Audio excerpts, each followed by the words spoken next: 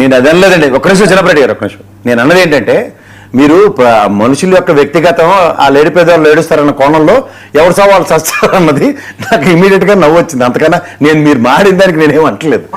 నవ్వుతున్నారా అంటే వైఎస్ఆర్ కాంగ్రెస్ పార్టీ వాళ్ళు చేసిన వాటిని చిన్నప్పటి సమర్థించే దాంట్లో మీరు నవ్వుతున్నట్టు. సరే, ఓకే. కాదండి, బోరుగడ్డ ఎవరో తెలుసా మీకు? సార్, బోరుగడ్డ గుంటూరు వాసి. ఓకే. ఆయనకు రాజకీయ పార్టీ ఉంది, ఆయన ఒక లాయర్ అని విన్నాం, ఏదో చదువుకున్నాడు, మంచి చదువుకున్నాడు అని విన్నాం. నెక్స్ట్, మీకేం సంబంధం లేదా వైఎస్ఆర్సీపీకి? వైఎస్ఆర్ కాంగ్రెస్ పార్టీకి ఎటువంటి సంబంధం? అతనికి ఒక సొంత రాజకీయ పార్టీ ఉంది సార్. వైఎస్ఆర్ కాంగ్రెస్ పార్టీకి సంబంధం ఏంది? ఇదేంటి మరి మీ ఆఫీస్ దగ్గరికి వచ్చి ధర్నా చేస్తాడేంటి? మీకు సంబంధం లేని వ్యక్తి సార్. సార్, సంబంధం ఉంటే ఇవాళ సజ్జల రామకృష్ణారెడ్డి గారి దగ్గరకు పోతే పోయినానని చెప్తున్నాడు కదా ఆయన. ఎవరు నువ్వు అని అడిగాడంట. కాదు, అక్కడ చూడండి, మీ జెండా ముందు ధర్నా చేస్తాడేంటి? మీకు సంబంధం లేని వ్యక్తి అంటున్నానండి. జెండా ముందు అతను ఇప్పుడు ఆమె కూడా వచ్చింది.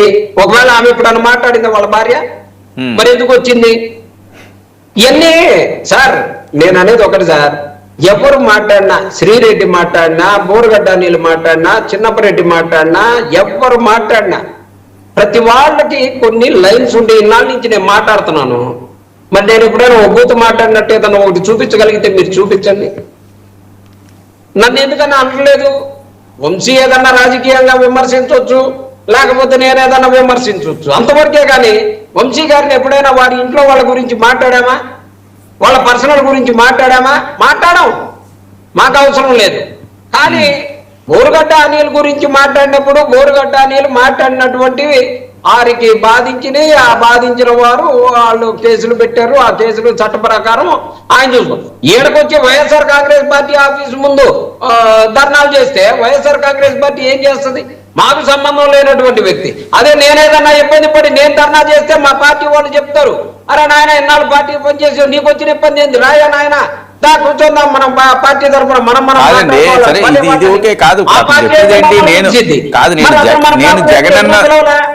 నేను జగనన్న వదిలిన అస్త్రాన్ని జగన్మోహన్ రెడ్డి గారికి నేను ఎంత దూరం అన్నా వెళ్తాను, ఆయన కోసం నేను చేశాను, అనవసరంగా 9 నెలలు నేను జైల్లో ఉన్నాను, ఇది కదా ఆయన మాట్లాడేది. ఇంతకుముందు మరి జగన్మోహన్ రెడ్డి గారి సపోర్ట్ గా కూటమి మీద అతను వ్యతిరేకంగా మాట్లాడినప్పుడు ఆ రోజే కట్టడి చేసి బోరుగడ్డ అన్న వ్యక్తి నాకు తెలియదు అని, లేకపోతే అతని మీద ఏమైనా కేసులు పెట్టినప్పుడు ఆ కేసులు మీరు తీసుకుంటే ఇంతవరకు రాదు కదా సార్. ఎవరు కేసులు పెట్టినా ఇవాళ సీమరాజా మీద కేసులు పెట్టారు, ఏం చేశారు సార్? పోనీయండి, మాదేదో అయిపోయింది సార్. సీమరాజా మీద ఎంతమంది ఎన్ని కేసులు పెడితే ఎన్ని పెట్టారు? అతనికి పెడితే ఒక 200 కేసులు పెట్టాలి అతని మీద. 200 కేసులు అంటే దాని గురించి మాట్లాడరు. అరే ఎవరినన్నా కానివ్వండి సార్, విజ్ఞతతో మాట్లాడదాం, రాజకీయాలకి ఒక మంచి శుభ పరిణామం తీసుకొచ్చే విధంగా మాట్లాడదాం. ప్రజలకు ఏదైనా కష్టం ఉంటే వంశీకి చెప్తే నలుగురికి పెన్షన్ రావట్లేదంటే వంశీ ఇప్పించే స్థాయిలో ఉండాలి. కానీ వెంటనే మీరు అప్పుడు ఇచ్చారా మా తెలుగుదేశం వాళ్ళకి లేస్తారు. ఈ కావాల్సింది ఇవాళ మీరు అధికారంలో ఉన్నారు, మీరు అవకాశం వచ్చింది, నలుగురికి ఎవరికైనా రాలేదంటే ఓ మంచి చేస్తే వంశీనే మంచి అనుకుంటారు కదా. ఇప్పటికైనా సరే వైఎస్ఆర్ కాంగ్రెస్ పార్టీ ఒకటే కోరుకుంటుంది సార్, ప్రజలకు ఇచ్చినటువంటి హామీలను నెరవేర్చండి, ఏదైనా మంచి చెప్తే స్వీకరించండి. ఎప్పటి నుంచైనా మీ సాంప్రదాయాన్ని, మీ యూట్యూబ్ ఛానల్స్ ని డోర్ క్లోజ్ చేసి అయ్యా మీరు కూడా మంచిగా మాట్లాడనే ఒక స్ట్రిక్ట్ లైన్, ఒక్క లైన్ లేకపోతే మీ యూట్యూబ్ ఛానల్ రన్ అవ్వదు అని ప్రభుత్వం చెప్పమనండి. స్టేట్మెంట్ ఇవ్వమంటే బ్రహ్మాండంగా మొత్తం సెట్ అయిపోద్ది.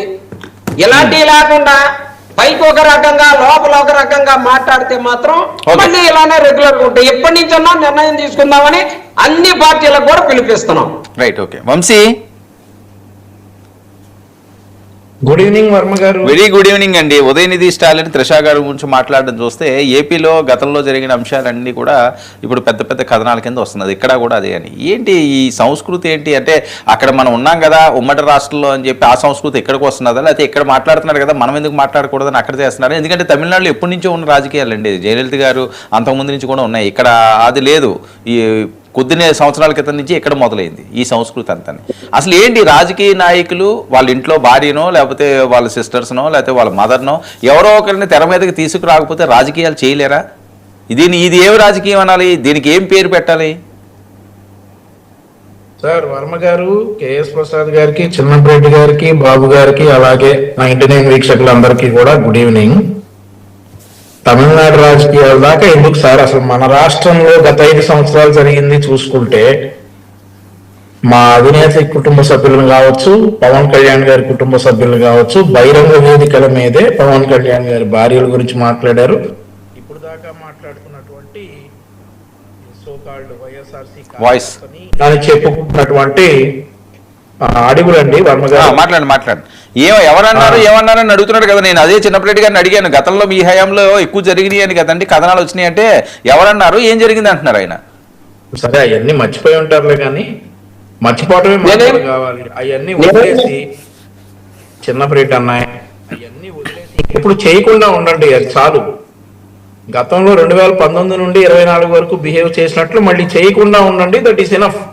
మీరు మర్చిపోవటమే కావాలి, మీరు మర్చిపోవాలి, చేసిన వాళ్ళు మర్చిపోవాలి.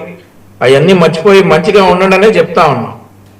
అయితే ఇప్పుడు సోకాల్డ్ ఎవరైతే జగన్మోహన్ రెడ్డి గారి ఇంటి ముందు ధర్నా చేస్తున్నటువంటి బోరుగడ్డ అనిల్ కావచ్చు, అతను పవన్ కళ్యాణ్ గారి పిల్లల గురించి మాట్లాడినటువంటి మాటలు అవన్నీ కూడా మరి గత 5 సంవత్సరాలుగా ఆంధ్రప్రదేశ్ రాష్ట్రంలో జరిగాయి. మేము వాటికి వ్యతిరేకంగానే పోరాడాం. అవి జరగకూడదు, వాటికి వ్యతిరేకంగానే మేము పోరాడాం.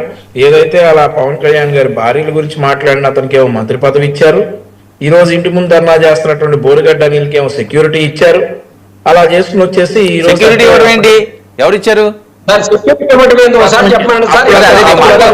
చిన్నప్పటి గారు నేనే రాంగ్, నాకు డౌట్ వస్తే నేనే అడుగుతాను, మీరేం దాన్ని నేనే ముందు అడిగాను కదా.